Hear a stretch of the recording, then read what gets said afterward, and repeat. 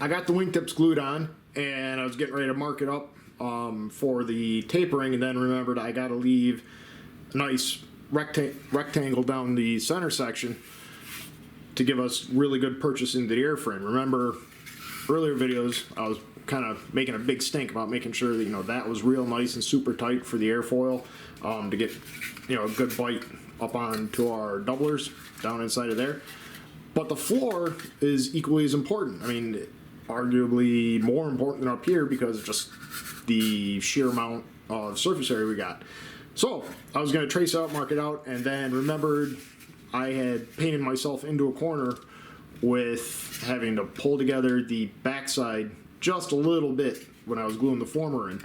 I'm still not sure exactly why that worked out that way. I measured and looked at prints, and I don't know, maybe the print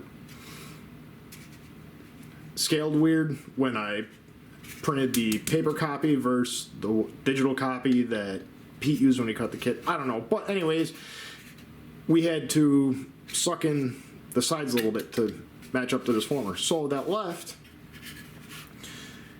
this little tiny corner on both sides. I mean, it's nice and centered because we were super careful about making sure everything was lined up. But there's not going to be a really good way of hiding that underneath the wing. The wing ends, you know, somewhere around here. So that's all behind it. And then we also got to keep in mind that we are going to put a piece of 1/8 inch balsa across there along with the whole tail section so we can shape it and make it look all pretty on the bottom side too. But what I got to do now is, instead of, you know, unfortunately having a nice straight taper line to work off of, it's going to have just the slightest bit of a curve going back. That's fine. It won't be that big of a deal to work around. But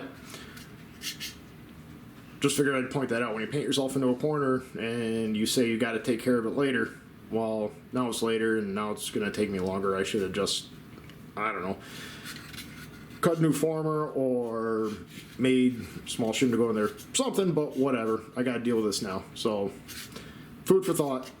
Take care of problems earlier on. It's a whole lot quicker than doing it now, because now I have to sand plywood instead of just slicing out a piece of balsa. I wanted to add in a little handy tip here. Whenever you got to do heavy work around stuff that's at least kind of sort of done. Yes, the fuselage is only roughed in, but it's a little nicer than rough. Is to put down tape right all around where you're doing heavy work. Like right now, I'm going to be going to town on this corner to get it to start coming back because I'm pulling in that former. But I don't want to dig into the wood up here at all when I'm sanding, especially early on when you're being kind of rough trying to get it off quick. Because if you're also shooting for a really nice finish, you're not going to be able to add in anything lighter than the balsa wood to fix a big dent or a gouge where you dove into it. Everything's going to be heavier than the wood you put in, and you don't want to see that when you're all done because you're taking your time. You know, you're proud of this thing. You're doing the best work you can do. So I actually measured it. You know, I mean, yeah, they're ancient calipers, and yes, they are way out of calibration date too, but they still measure nicely. So that's 6 thou. That's what, 120-ish microns or so. That's a distance you can massage around and hide later nice and easily. You know, I mean, that's better than a 1/16 of an inch. That's not something I can really hide without adding a bunch of weight. I would have to either make fillets, some crazy looking thing for the back of the wing, or, you know, and try and stretch it out because this comes back a lot farther than the wing, or try and fill it in with super fill or something like that. It just, there's no good answer, so I got to get rid of that. But I'm going to protect this so that way when I'm down real nice and close, I can pull this off and I can do any final work and bring it right down to where it needs to be. And in the end, it gives a better finish, and also it's lighter. It's just because you took your time. Now I'm taking my time. I should have took my time earlier, and I wouldn't have to worry about this now, but I do. So Now I will take my time and make this real nice. And just like that, we got to sand it in. See, this is what I'm talking about. You can see where I got into the sandpaper a little bit. That would have been into the wood, and you can just right down into it. You don't want that. So now we take the tape off, and it'll be just whatever thickness of the tape there is, which is still plenty for any finishing work needs to go on, or also small enough that I can hide it. There you go. Handy tip.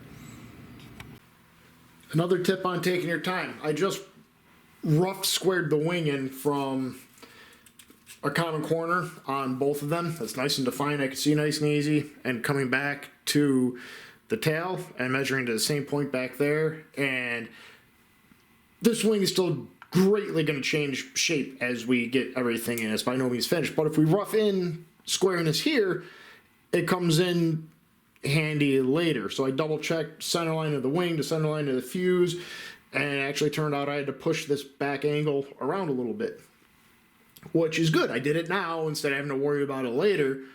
Now I know at least I'm starting with something that should be square-ish and not completely wonky in any direction. So again, see, I took my time now. It'll save me time later. I learned.